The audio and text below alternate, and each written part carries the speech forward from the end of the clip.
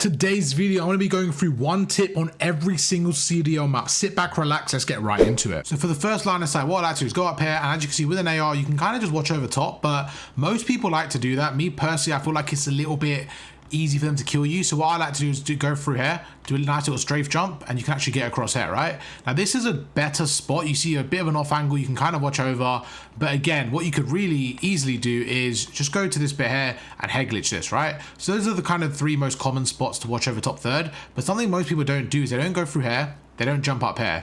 Now this is good for watching top third, but for me personally, I love this for the new P5. If you can sit here when you've got the spawns on the right, you can kind of watch the back area here. I think it's a really good spot. And another thing, this is mainly for search and destroy only.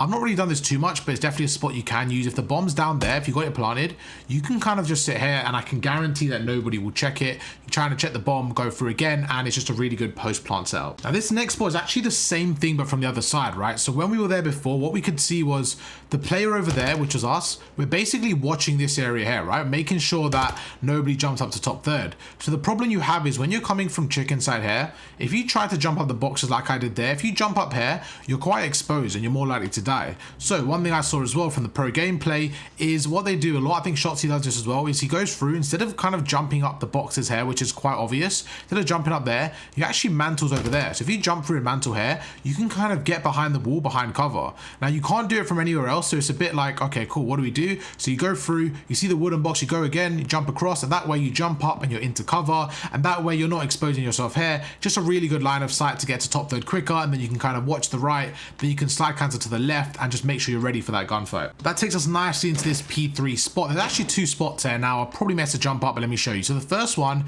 is we go through, you kind of want to jump here. I told you I messed it up. So you want to basically just jump to the corner. Okay, I mean, this is kind of awkward. I don't know why I keep messing. There you go. So what you want to do is you want to stand there, you want to aim into this corner here, and then you kind of just want to jump across, right? And what you can do is you can stand there. Now, this isn't the best spot, but if you're by yourself on the hill, your teammates are dead, and your teammates are spawning chicken side, I think you can sit here, in my opinion. Let me tell you why.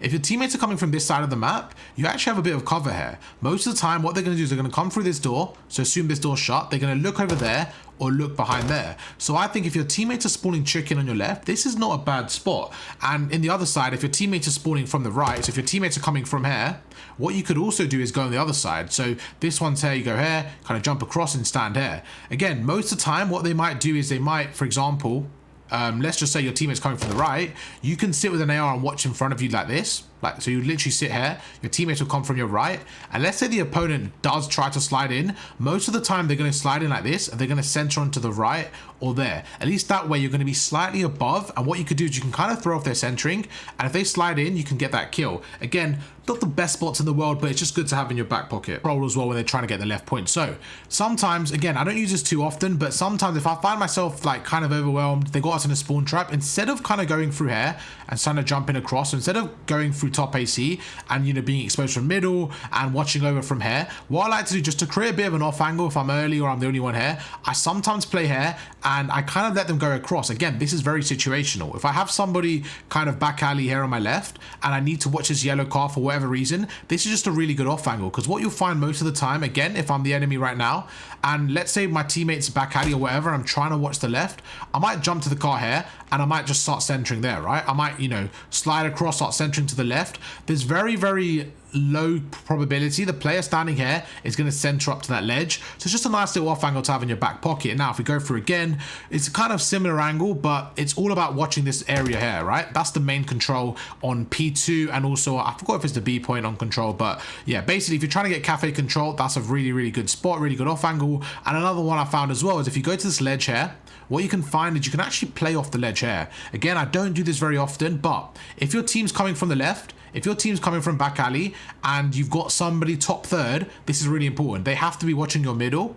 Let's just assume this door's shut. You can sit here for a good 5-10 seconds, get that first kill, and then jump into red and make a play. So what you could do is, for example, if you're an early rotator, go through, you get the first kill, jump into red, go underground and reposition. Just stuff like that. So it's just about mixing things up and trying different angles. I think that's a really good one. Okay, I'm going to finish off with 2 quick spots here for Karachi. So you guys know how important red is. So what you can do is obviously you can go through red by going through top third and jumping across, or going through middle. But my personal favorite is something that they don't really catch a lot. So you go through here, jump to the edge of the bus, go through the edge, wait at the edge, kind of jump across, strafe jump, and you get across there.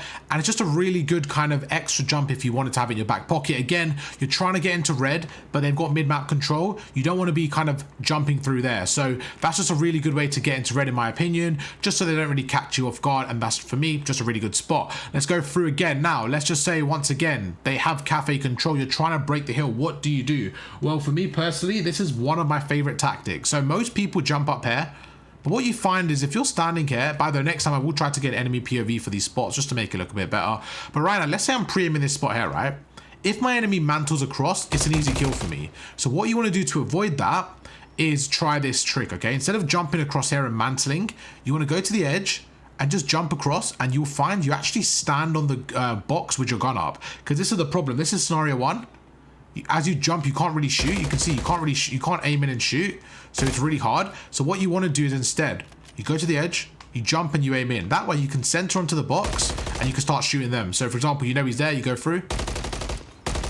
Instead, what most people do is they jump across and they end up dying, okay? So again, really good spot for Karachi. Let's move on to the next map. Moving on to Subbase. Now for this map, what I'm going to be doing is breaking down a CDO match between Optic and Rocker, but only the P2 and the P3. And I want to show you guys something very interesting and how you guys can apply it to your own game. Starting off the P1, very mixy. Moving on to the P2, and what do we see? Okay, we have accuracy in the hill, and this is where the pinch from Optic starts to come in. Okay, so you see number 3 Pred, he's about to pinch number 6 and number 8. You have 2 Shotsy coming behind as well.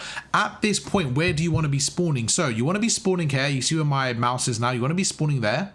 And you want the opponents to be spawning all the way back P3. That is your goal to start the hill. Very important. So you're going through, right now they have the numbers Optic, they go through, they get the first guy, they get the second guy, and what you're seeing now is number 1 actually spawns out. So straight away you can say, right, on this P2, Optic have bad spawns. That's the way you kind of look at it, and that's what you think going forward. You can see number 6, number 8, they're spawning at the back, okay?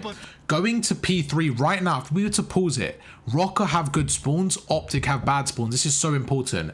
As this hill proceeds, as it carries on, what you want to do is as the hill goes to about the 30-25 second mark, you actually want to flip it. If you're Optic, you now want to play for this setup. Whatever you have right now, this bad spawns out for P2, you actually want for P3. Why? Because the hill's on the other side. Same thing for Rocker. You want to keep these spawns right now until about the 25 second mark, maybe the 30. There's no strict kind of time. It's just depending on the game and the hill and the score and stuff like that. But the point is the same thing. This is what I want to show you guys. The hill is only important for the first 30-35 seconds, and then you want to start to adapt and play for the next hill. That way you're always ahead of the game. So as I mentioned, Optic on the bad side right now. They go through. Number 1, he's going to the back here. 35 seconds left. So for them, they think this is still worth the spawns, which I think is still fine. They go through. They now have the spawns for the last 30 seconds. So although there's still 30 seconds left to play, the bigger picture is Rocker now have the new spawn. So let's see what happens there. They go through, Optic flood through the front. Now, in this scenario, I am going to say Optic lost this specific hill. It was about a mixed hill, but Optic now have the bad spawns and Rocker have the good spawns. And what you're going to see now is Shotsy make the play of the game. So they go through, last 20 seconds, this is really important. You still want to push the hill. You still want to apply some pressure. However, you want to make sure that you're holding the spawns. Right now, you do not want to lose spawns if you're Rocker. You want to make sure you have P3 spawns. And on the other side of Optic, they want to start to rotate. They identify, right, 15 seconds left, we need to get out of here. I want you to pay attention to shots in the minimap. With 15 seconds left, let's see what he does here. He goes through and he starts to take a route. And I think personally right now, I think Awakening pushing out is fine. What you want to do is you want to trap the Optic players on their side of the hill. You want to trap them all the way there, right? But what they did really poor, in my opinion, is they pushed this hill. They pushed 3 people here. I think they didn't need to. I would prefer someone from Rocker standing top snow, watching the cut. Right now, Base should have killed number 1. There is no reason why Kenny should be allowed out for free, in my opinion. They should have trapped Kenny, and I'm an Optic fan, and I'm saying this play right here from, was it Rocker? I just don't think it was very good. I think they gave Optic an opportunity. But while we're talking, look what shots he's doing. He's making the mega play on the flank. He's going through, and this is where the most important part of the play happens. Let's go through. So, like I said, if you're Shotzzy right now, you're playing for the spawns. You want the spawn here. You want to spawn next to the hill. You want Rocker to spawn out. Let's see what happens. So we go through. Where does number 7 spawn? This is interesting because Kenny has got the terrible spawn. He spawns out. But as you're going to see now, Dashy dies. Now this might not make sense, but the way the game works, because of Shotzzy's timing, because of where he's positioned, as soon as he steps up here, Dashy spawns with him. Now, I don't think this should have happened.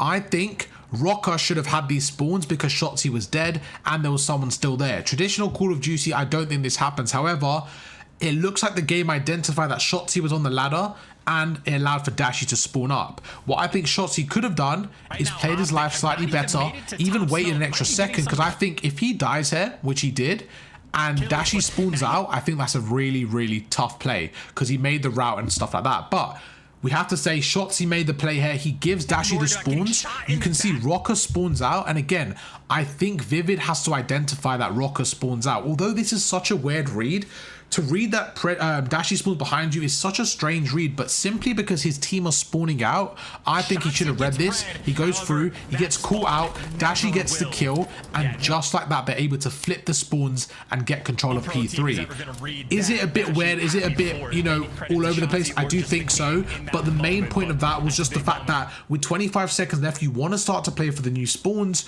and once you have it, you need to hold the setup. I think if we back off slightly, where did things go wrong for Rocker? In my opinion, it went wrong when they let Shotzzy and Kenny go through. How could that have been avoided? Let's go through again. When there was 15 seconds left of P2, there is no reason, in my opinion, with 15 seconds left, number 8, Vivid, I don't think Vivid needs to push this out. There's no reason, in my opinion, why Vivid is here. Vivid does not need to be here. Vivid simply should have sat top snow right there and not let anyone through middle, even could have watched the right flank. That would have stopped them. So you see Vivid basically dies for nothing there. I think he trolled. I think if he sits top snow there, he kills Kenny, he puts less pressure on the team and they can start to play for Shotzzy. Instead, he ends up dying. Now Kenny's going through as well. You see Awakening sees Kenny, Kenny's going through, and now they're worried about Kenny. So look at number 6, Accuracy's worried about Kenny. Nobody's watching for number 2. It's now Vivid watching the flank, but he's too far out, and I just think they let Shotzzy through. Again, they shouldn't have let Shotzzy in. They die middle map, and I just think overall, really, really poor hold from Rocker, and Optic get away with it. But that is going to be how to maintain the spawns on Subbase. Moving over to the next map. Moving over to Terminal. This is a great way to start the round. If you go over here, if you're trying to defend the B-bomb, what you could easily do is go through, jump up top. I always mess this one up. It's kind of awkward. I don't know how, but yeah, jump up top, break the glass, and you can actually sit here. Now, what you can do from here is you can kind of just watch the right-hand side, kind of just watch over B, and just get mixy with it. If you want to go prone, the point is just to give you a different angle, right? So say you have somebody S-keys, you can kind of just watch over them. You can allow them to watch the left, kind of watch the bomb, and just allow you to watch over them. So definitely a good off angle I like to do. I don't do this one too often, to be honest, but again, go through, just kind of jump across, go to the plant, and you could definitely catch people kind of coming across there. Now this next one is fairly basic, but most people don't know the second part. So if you guys know when you come through plane, let's just say you're trying to go across to A, right? It's quite hard to kind of get into that bottom dreams area, so you can slide across here, and you can actually watch it from the outskirts. So if you go through here, do a nice little strafe. I don't know why. I always do it fine. In a demonstration, I always choke. But you go through, do a nice little strafe jump. Now what you could do is you can easily kind of go across, go to the outskirts and see if anyone's watching the flank. So you can kind of go through, shoulder it. If this guy's on a head glitch, maybe catch him slipping. But most people know that one. The one I want to talk about is, well, this is the good spot as well. But anyways, this is the main thing I wanted to talk about. Most people don't know you can actually watch top third from here. So if you stand right here, bro, why am I trolling? If you stand top third right here, you can hold the angle and jump across, and you can see the whole of the top third. So let's just say you guys are on offense instead of defense, and you guys manage to get through, and you feel like your team's getting plane control, but you think somebody might be top third. You can stand there, wait there, jump across, and you get the whole site and basically can get a free kill. Again, this one most people do know, but in case you don't, a really good way to check the front of the plane is to kind of go through here,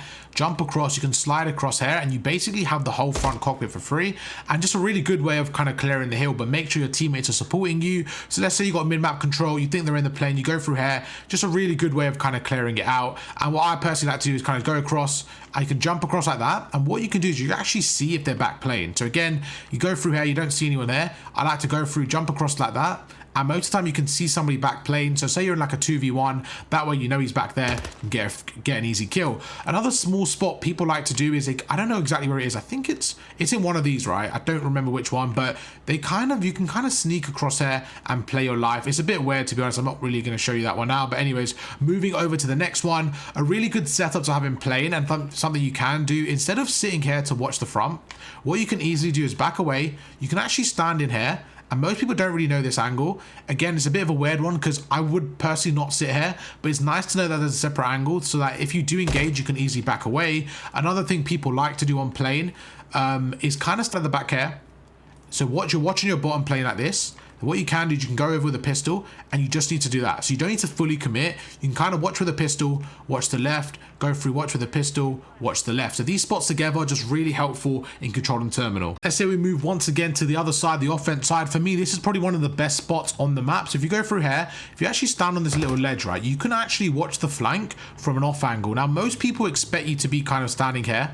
So you're watching library from here, or most people expect you to kind of be watching it from here, or kind of just different scenarios. Like for example, you could be watching it from here, but most people wouldn't really expect you to be standing on the door, and it can really throw off their centering. The reason why I think it's so beneficial is because you can actually help your team. So you can watch over B, you can get some shots off, and then you can just straight away turn around and watch the flank. If they push through library, it's a free kill. If they go through the outer skirts, it's also a free kill. So really beneficial just to try different angles. So remember, the first one, you can go up top burger, but you can see you're kind of exposed here. There's a lot of kind of areas they can shoot you from, where if you stand on the ledge, I feel like you're a lot more in cover. Just a really good spot to check out. Everyone knows P2 on Skidrow is one of the hardest hills to break, but today I'm going to show you how Toronto Ultra, the best team in the game, breaks P2 on Skidrow. Starting off, it's going to start off with the P1, okay? As you can see right now, Vivid is pushing the flank here, and I want you to pay attention to the spawns, okay? Because this is going to help us understand how we can break P2. So going forward, we're going to see the clean 4 wipe for Toronto Ultra. So now, where do the players spawn?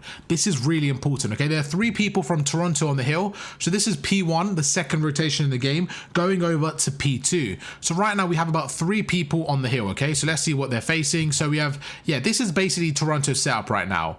And what you're going to see is on P1, there are 2 main spawn points, okay? One is, to be honest, is actually around there. So sometimes you spawn in the kind of, I forgot what this call out is, but you spawn around there. But the main spawn point is, okay, it's going to be back P3. This is the main spawn point 1, and the other one is going to be around back tunnel. Now, there's definitely variations depending on where the players are. So for example, if somebody's around P2 already from the blue team, you might spawn around there. Again, there's variations, but these are kind of the basic spawns that you probably get. You have somebody spawning around P3, and you have somebody spawning around P4, okay? And as we're seeing now, that's exactly what's happening. So you see number 5, he's spawning directly on P3. He's spawning directly there. And on the other side, we have the red team, which in this case is Rocker, and they're spawning P4. If we go forward, where the rest of them are spawning, so all 4 of them, or 3 of them actually, yeah, they're 4, there you go, all 4 of them end up spawning there. Now, when you're in this scenario, again, let's kind of go through, 4 of them are spawning over at P4. Let's see how they decide to break this. With 44 seconds left, they're going to start to take different approaches, okay? So if we go forward, so we have 1 person going through tunnel, we have 1 person going through there, it looks like 1 person going through the top. So right now we have a 3-man split. The problem you have right now is Toronto Ultra are going to identify this. So if you're playing and you're on P1 and you just get whatever amount of kills and your teammate spawns over there, this should automatically trigger your brain to thinking, right, they are likely to be spawning around P4, okay, or tunnel. The first thing they're going to do is they're going to probably send at least 1 person there to start setting up for P2. So what you want to do is you want to have 1 person at least trying to watch this area here, okay? Trying to stop them from getting there. That's step 1. Step number 2 is you want to watch this top area here because they're more than likely going to have somebody going through the stairs, which is what we're seeing now. So let's kind of see what happens there. So Kleenex, first things first. Again, they identify that they're spawning P4. So their job right now is to trap them in. So Kleenex is simply looking out the window, and all he's trying to do is just trying to watch and make sure that nobody either comes through there or comes through there. That way, he's going to funnel them through tunnel or through top, where Scrap is basically watching over. If you look here, or not Scrap, sorry, 6, Envoy. So Envoy is sitting there and he's watching the corridor there. So that's how the pros play. So now we can see, right, they know exactly where they're spawning. Okay, cool. So what's the play from here? 40 seconds left. Number 2 is going to be accuracy. So accuracy is already at New Hill. So now we have a case where number 1 is going through garage. So Linz is going through garage. The other 2 are going through the top tunnel. I fully expect Envoy to get these opening kills here. You see they go through. And now if we look through, what's actually happened is number 4, he's identified. Vivid's saying, right, you know what? I can't break P1. I'm going to back off. I'm going to P2. So now 30 seconds left of P1. How do they break it? Let's go forward and see what happens. So the key thing here is you want to be able to get the first few kills. So in terms of the optimal setup, I think personally, if I'm the red team, this is the optimal setup I want. I want somebody on the hill, which is going to be accuracy. I want somebody like maybe Linz right now to sit in garage, and I want somebody else to play over there. That way we kind of have everything covered. So the way I like to play this, and I think honestly is the only way you can kind of hold this for 60, is to have this area like this. You want to flip the map, okay? You want to have this side of the map, and you want the opponents coming through P3, flooding through there and flooding through tunnel. The point is you want them to be pinching from the right side of the map. That's how I think you want to play it, okay? Let's see what actually ends up happening. And this player there, you know, he can be wherever, to us. He could be a support kind of player, so he could be wherever somebody needs help, he can be watching that angle and just kind of helping them out. We're going through, and this is what I think Toronto do really well. They identify the gap and they make a play. And this is it right now. Envoy is going through tunnel. Now this alone isn't the best play. Why? Because somebody's on the hill. But this is where I think it is really, really impactful. As soon as Envoy gets the first kill, he pushes tunnel, Scrap it inside, now go through ticket. What you're going to see is, I was going to say right there, what you're going to see is a bit of a weird spawn because both spawns are actually blocked. So Envoy right there, I don't think that was the best play. Again, let me kind of reiterate this point. Because accuracy was in the hill, he has to watch tunnel. It's very easy for him to get that kill, right? The only time you can flank tunnel is if your team are P5. So let's just say right now, let's say the red team is like this. Let's say these guys die and they're spawning over there.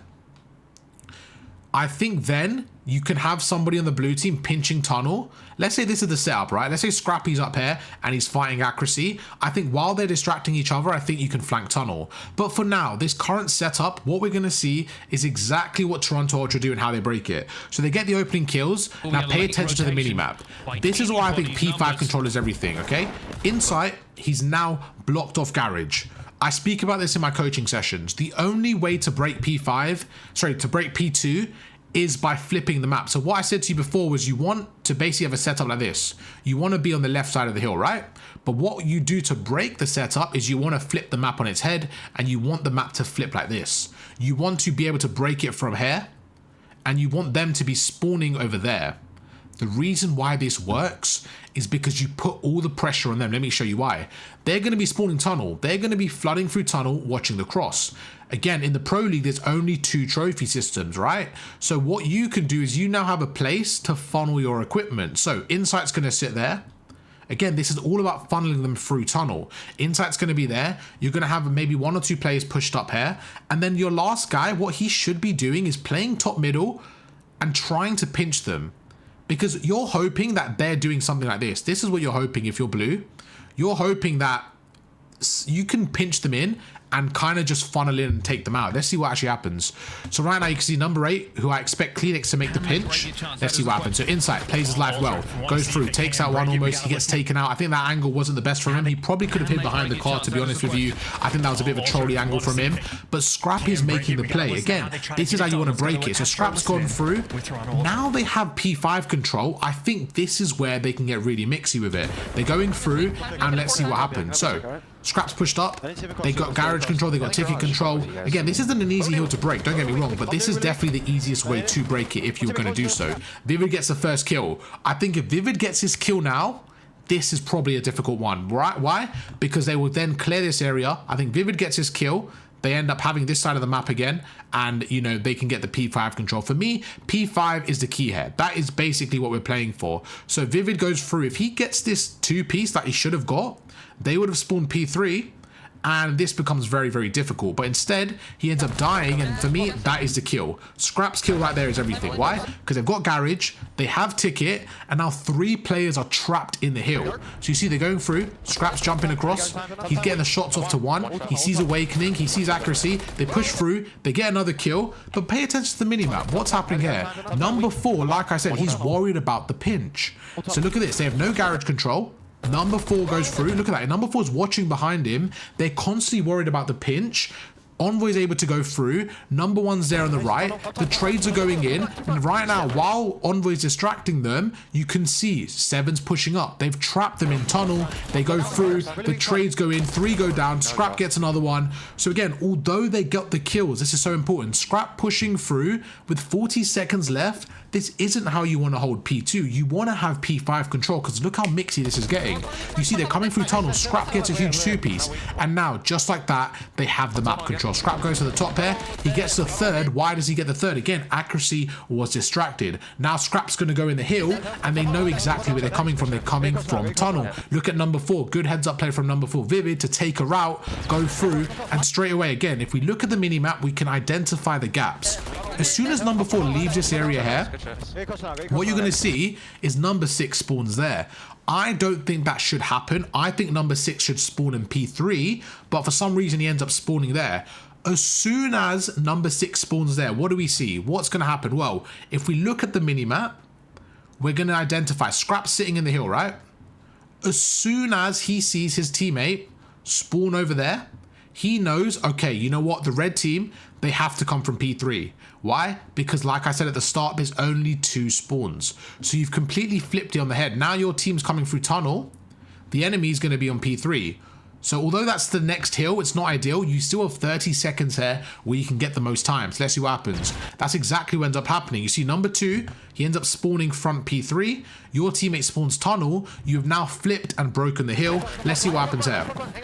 So now they're going through tunnel.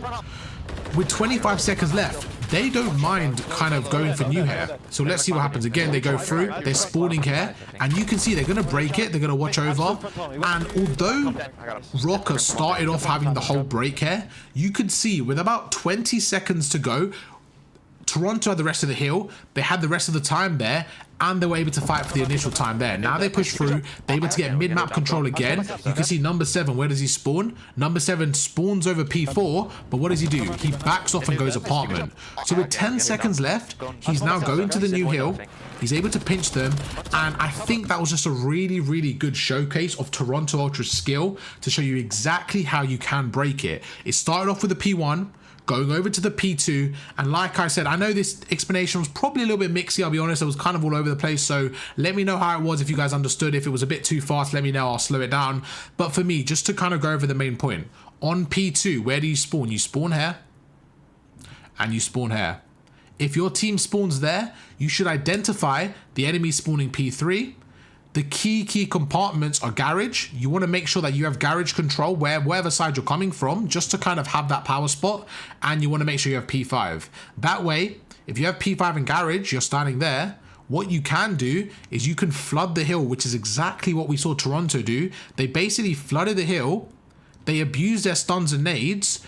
And the players on the hill, they don't have many options. They're kind of trapped here. And what's going to happen is eventually every kill you get, you're going to spawn them out. They then have to push through tunnel, which as we know is not an ideal scenario. You end up having the spawns and you end up having the scrap time.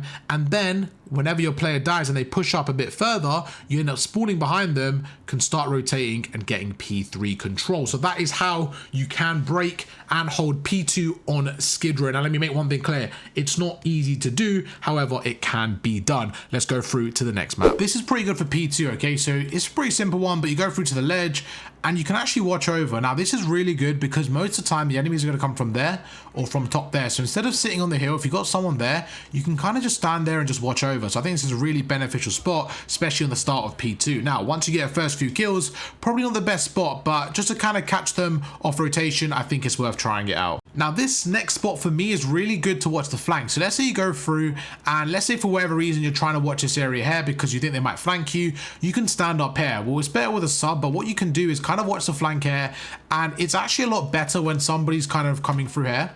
Because most of the time, if they're going to go through here, they might jump to the right. It's very unlikely that their centering is going to be all the way to the top there where your chest and your head is. So it's just a nice little off angle to kind of catch them off guard if they're going to push the flank. But what I like to do is one better is if you're trying to watch this area here. So let's say, for example, I don't know what specific hill, but let's just say maybe P1 or P4. You're trying to watch the full flank. What you can do is you can go up to the ledge here. So you go to this purple little telephone, jump to the ledge here, and you can actually watch the far right. This is a very, very good spot because I'll say 9 out of 10 times they're going to run past you. They're not really going to look at you. But what you just saw right there is a downside to this spot. So if you jump up top, you jump to the ledge, you can watch this area here. As soon as you look left, you actually end up falling down. So you have to be very careful not to get caught out. But I think maybe once or twice a game, you can definitely sit here, kind of let them go across, jump down and get the kill. Very, very beneficial to watch the flank. So most people know when you're in a scenario like this and you're trying to watch P2, you can stand up here. And I think it's a really good angle. You know, you've got a trophy down, you can kind of stand up here, just watch the whole right. It's a really good angle. But what most people don't do is they don't jump to the ledge here.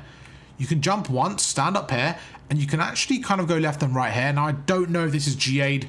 I personally don't like using G8 spots, but for rank playing stuff, look, you can literally sit in the hill there, jump up top here, and you can kind of watch your left, watch your right. It's just a very, very good spot as a bit of an off angle. So again, like I said, most people will stand here, kind of watch over you. You can jump across here, end up crouching, jump in again, and you're actually in a really good spot. So I can watch my whole crosshair, and I'm not actually moving right now, but you can see I've got a really, really nasty head glitch, really beneficial to holding those off angles. This next spot is probably the best on the map. It's just quite difficult to get done. So most of the time, what you're going to see is people jump across here and they mantle across, right? The problem you have is if somebody's standing on that ledge that I showed you at the start, they're going to be able to take your head off before you really get a shot off. So if you're going through here, you jump across like this, they're going to see you out in the open. So you want this line of sight. This is a great line of sight, but you don't want to kind of mantle across. So what you can do is jump to the edge here, look at this kind of AC vent, jump to the edge, look to the left, go a bit closer, and you should be able to see the angle. But again, I'm kind of messing up the jump here.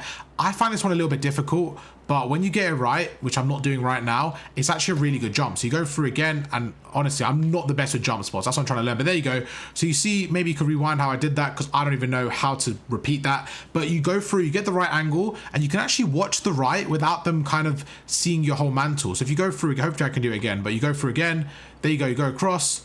Okay, I'm trolling now, but let's say you go again. Yeah, you might have to rewind that. I'm not gonna lie to you guys. I don't know if I can repeat that because I'm absolutely stupid, but I'm going to try to figure it out, and yeah, I'll make a separate video on the best Rio jump spots. So for now, let's move on. Let's pretend I didn't fail 25 times. So go through to that one time I did it.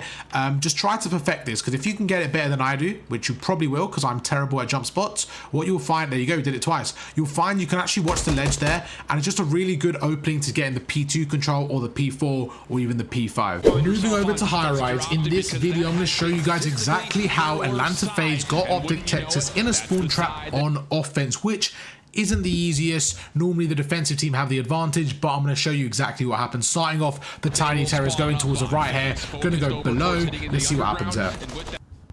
So starting off, Draza goes through and he actually opened up the blood against Kenny, and I think this really set the pacing, right? Because Kenny was at the back right window, and that's normally a bit of a power spot. When I say power spot, not necessarily a better spot than top heli, but in terms of map control, if somebody's the back of A, I think it's very, very beneficial. You kind of stop the A push for the most part, and it's just something to worry about. So as soon as Draza gets that kill, we're in for a rough start for optic here. They're going to go through. There's actually one player in B, one player in A. So Shotzi's by himself on A, and there's now one player on B. But what you're going to see straight away is Atlanta FaZe kind of distract them over at A, put all their attention over towards B. They're going to go through. Pred gets one, and like you can see, Draza gets a trade. Okay, so Draza's starting off 2-0, really good stuff from him.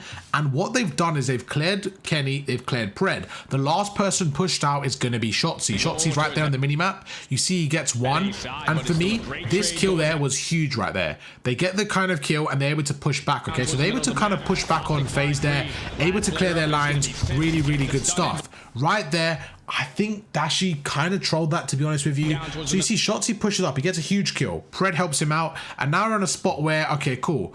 Sorry, let me back away. Let me back up again and show you what I mean. So starting off there, Simp goes up top, okay? Draza gets the initial kill on Pred and Kenny. So now we're 3 versus 2, but let's see what happens. Simp goes through, Shotzi gets another kill, and Dashi actually watches over and takes out Celium, okay? So they know Simp is on B, the last player up. I think right now with the stun, I just think Dashi kind of trolled running into this one. You can see he kind of got his gun caught sprinting. He gets taken out. I mean, it's a bit harsh to say that because if you look at the score, he literally has 9 health left. So very, very close, but I think he could have played that slightly better. He goes through, and what happens now is Shotzi's trying to spawn trap them in, and this is where I think they just troll a little bit. So Dashi dies middle. Shotzi, you see, he kind of went through the right here, and this kill for me is everything. Celium taking out Shotzi. Now the pressure is off phase. This is where I think they could have really trapped them in, okay? They go through, the BZ does die again. So the trades are going back and forward right now, but the biggest thing is that Optic could have trapped them. I think they failed. They went a little bit short. Draza goes in through the middle. He takes out Pred. Dashi team kills Kenny. And this right there. Draza, he's everything this first round. Kenny gets team killed. Draza gets a 2. Now let's take a look at what they do, okay? Because this is where everything goes down. As soon as 4 go down, let's see an optimal setup. For me personally, you want somebody on A. You want somebody on top heli, kind of watching the right glass. You want somebody on B there. And you want somebody on B there. You want this player, okay? You want this player watching the underground bit and also this left glass. You want number 4 watching the left glass. You want number 1 kind of just watching the middle area. And you want number 2 watching the right glass and middle. Basically, you want 2 on B. You want 1 on A. 1 watching over, maybe you have 2 on A. The point is you want to stack the points and kind of just keep them trapped. And like you're seeing, okay, they decide to do something a bit different, which I think is actually better. Instead of having 2 on A, 2 on B, they have 3 on B.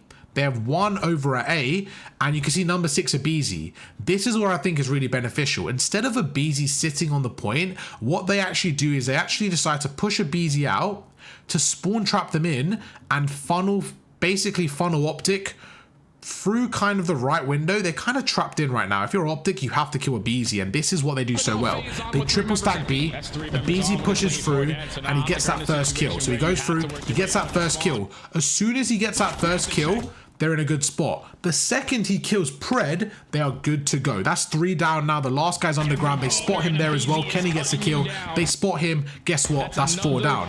As soon as the ticks go through, BZ, once again, he's going to stay up here. But instead of pushing through, he's going to back off slightly, right? He's done his job. He's got 2 huge kills. Now, he's going to push through here, and it's the same thing. His job is simple. Stop them from pushing out through there, and through front. So their job now is to stop Optic from flooding out, and you're going to see as a BZ's kind of watching over the front, the rest of the team are going to funnel over and start to stack A. This is flawless control from them. Really, really good stuff. They go through, they're going to watch over, and BZ watches the right. He sees the nade, takes out Shotzi, turns around, watches middle, watches the right. The numbers are just in the favor of Optic. They have so many the numbers are in the favor of FaZe. Simp gets a 2-piece, and honestly, just from 1 or 2 breaks, we just saw an absolute phenomenal play from Atlanta FaZe.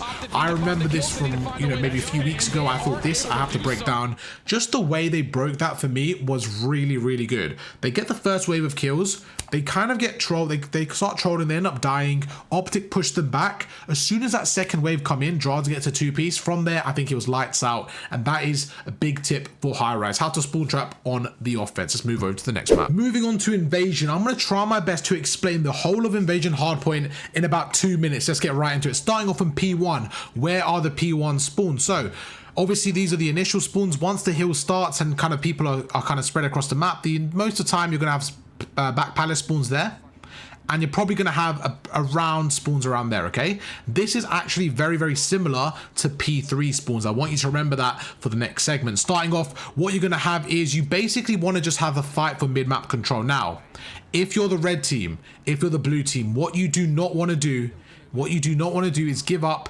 this area here. This is key. Going into P2, this area here, let me try to get the callouts on just so I can show you what I mean.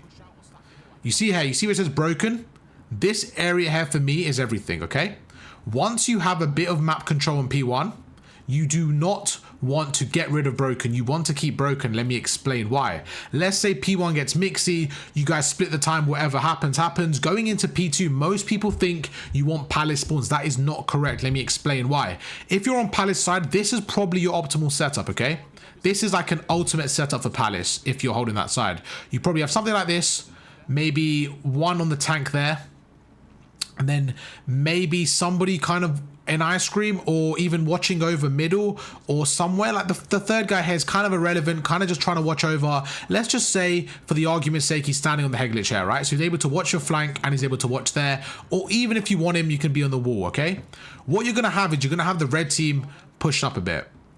Now, this for me is the optimal setup for the blue team because, well, if you push up too much, especially on this specific hill, what you're going to have is the spawns are all over the place. As soon as you push up slightly more, as soon as you push up to a certain area of the map, the red team are going to spawn behind you.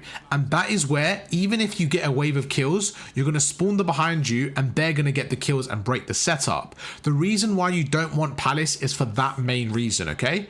If you get the kills, they're more than likely going to spawn behind you and get an easy read and an easy pinch. Now, in an ideal world, if you looked at this hardpoint and you didn't understand the specific Modern Warfare 3 spawns, you would think this makes sense. You want palace, and I would agree. But on this specific game, because of how bad the spawns are, you do not want palace. What you actually want is this setup here, and this is for the next 3 hills. You ready? Okay, let's break it down. You want one person, without a doubt, on ice cream tank. This tank here is the most important power position. You want one person sitting middle P1. He's going to be watching over your middle and your left. You want one person on the hill.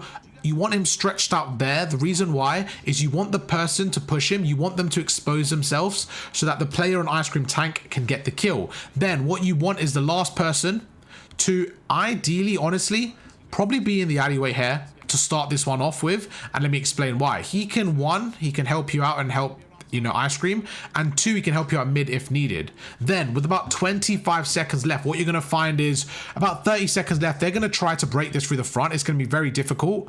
They're going to start to send people across. As soon as this number 2 goes across here, okay, what you need to do is you need to have your number 2 combat this and stand there. You need your number 4 to back off to the tank, and you now have a line set up. What your goal is for the next hill, for P3 and for P4 and for P5, is to keep them trapped, but like around there. That is your goal. If you can keep them trapped in palace, you will win the game, okay? So this is currently P2. The opponent is going to spawn here. Like we said, we want them to spawn in palace. Why? Because you won't spawn there. You can keep them trapped there. This is absolutely perfect. Let's just say they're split up a little bit spread, so something like this. They can't really break the hill. As soon as there's about 25 seconds left, you want the rotation to P3. This, in my opinion, is the optimal P3 setup to start off with, okay? This is important. When there's about 15 seconds left, 10 seconds left, what you can do, this guy can shift across, knowing this is clear. This guy can shift across. This guy can shift across. Everybody just shifts across. That's all it is. Everybody shifts across. You now have an even better setup because they now have nobody there. You have somebody in the hill and they should still be spawning palace if you guys don't push out too far, okay?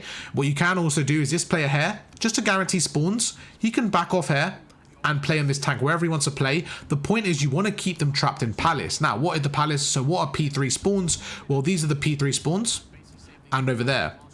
If you have somebody die, you will spawn closer to the hill. This is the side you want. But more importantly, you want to keep them trapped there. The way you keep them trapped there is holding ice cream tank. If you watch any of the pros play, they put a lot of pressure on this left side of the map. Why? Because if they push through and they break it, they can not only flip spawns for P3, they can also get spawns for P4. Now, let's go through again and show you guys what I mean. This is going on a bit longer than I wanted, but I'll be very, very quick. Hope you guys are understanding so far. Going over P3, that's exactly what you want. You want somebody sitting there. You want somebody maybe on this Heglitch here. You want somebody P1 tank, and you want somebody ice cream. Now, I am aware it's very unrealistic to hold this setup, but what my goal is to give you guys the optimal setup so you can at least work towards it. Let's just say they're still spawning palace. As we go into P4, the spawns are very, very similar. They're going to have palace spawns again. So they're going to spawn palace again. But the only thing that flips is instead of spawning there, you actually end up spawning there. That is the only difference, okay? But what you're going to see is if they push the right lane now, if they're watching this area here, you might end up spawning in mannequin. again, this is still a very good scenario. You want to spawn here. However, if you lose the right street, that's where the spawns get a bit mixy. Anyways, fast forwarding, we're on P4 now. What is the optimal setup? Well, you want somebody on this tank guaranteed. You want somebody on this tank guaranteed. You actually want somebody, in my opinion, over there on this car, around there. And then you want the person on the hill just sitting in cover behind the motorcycle, okay? Again, if you see them crossing through, then all you do is the player standing there simply goes across and watches the left. This is the optimal setup. Is this easy to hold? Absolutely not. However, if you can get this setup, you should get the win. Your goal is simple. Keep them trapped in Palace for P4 and for P5. They're going to try to escape through ice cream and through this street. So remember, as soon as this person dies, which he probably will if they put pressure on him, what you need to do is this player needs to help him straight away. This player needs to back off. He now has a double job, is to watch middle and the left. The point is to be fluid in your structure and make sure you're watching both sides. Going over to P5. Now, if you keep this setup, you can trap them in and the player there can simply sit on P5. You can have, you know, one person tank, one person middle, one person top. And again, the setup is perfect. You keep them trapped there. You want them as far away as possible from the hill. You want them to have to rotate all the way around the map. By then it'll be maybe 25 seconds by the time you kill them, or you want them to push through the front, but you have somebody on the tank keeping them pushed back. That is your goal for invasion. Basically every single hill you want to be spawning on this side of the map. You want them spawning Palace. The only exception I could say is on P1. I do think Palace have a bit of an advantage, okay? That is the only thing I would say, because if you spawn all the way there, for P2 and for P1, this isn't ideal either, all right? So what you want to do is you want to push up the map and you want to have this area here. So that's the key function. You want this area here. That way you won't spawn all the way back here. There's a chance on P2 you end up spawning closer as well if you guys have this area. So it's definitely a trial and error thing, but this is overall invasion, how I think you guys should play hardpoint. Let's move on to the next map. And that is one tip from every single CDL map. Well, I say one tip, I think I got a bit carried away, some more longer than the others. Hope you guys did enjoy. Let me know down in the comments, do you like this style more, a bit more creative, a bit more kind of broken down, stuff like that? All my live channel content, like the gameplay you're seeing right now, will be on my ARV live channel, okay? That is down in the description. So all the old content you guys enjoy, like the coaching, the live comms, that will be on my ARV live, as well as, what else, like Reddit reads, subscriber breakdowns, all that kind of stuff is there. We are also live on Twitch every single day, so make sure to jump in, follow us, our link is down below, and I'll catch you guys for the next one tomorrow. Peace.